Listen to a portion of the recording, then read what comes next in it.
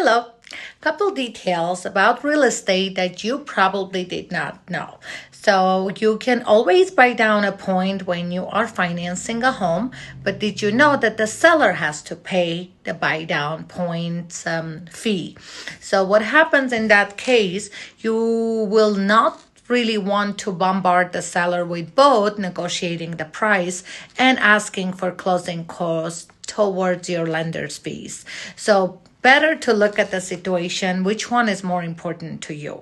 And technically, asking for closing costs that will help you much more than negotiating that 10,000 off the price of the home, because if you look at the whole 30-year duration of the loan and you probably not even going to stay in the house for 30 years, maybe that will be better option for you. Another couple things, we do always ask the seller to pay for home warranty, and technically most of the time they do.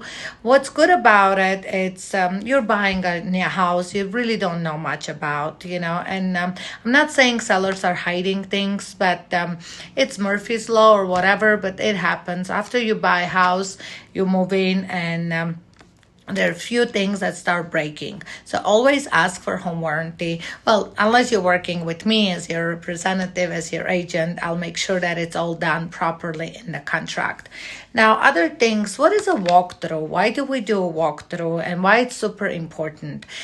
2 or 3 days before closing, you really want to go and look at the house again. I cannot begin telling you how many times there were literally some misunderstandings, and it could be something minor or major, but everything at that point, matters to you. So if it was pre-negotiated that appliances are staying, but then a seller at the time of moving out, maybe they forgot or they did it intentionally, or somebody in the home was not aware of it, they can take the sometimes I see washer and dryers are gone.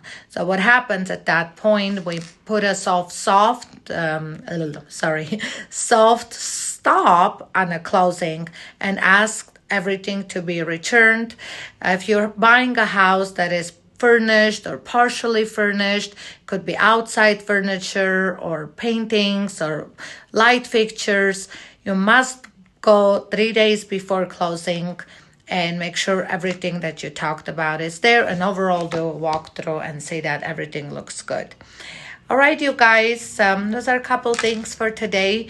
Have a wonderful week, and I'm always here for you, Inessa.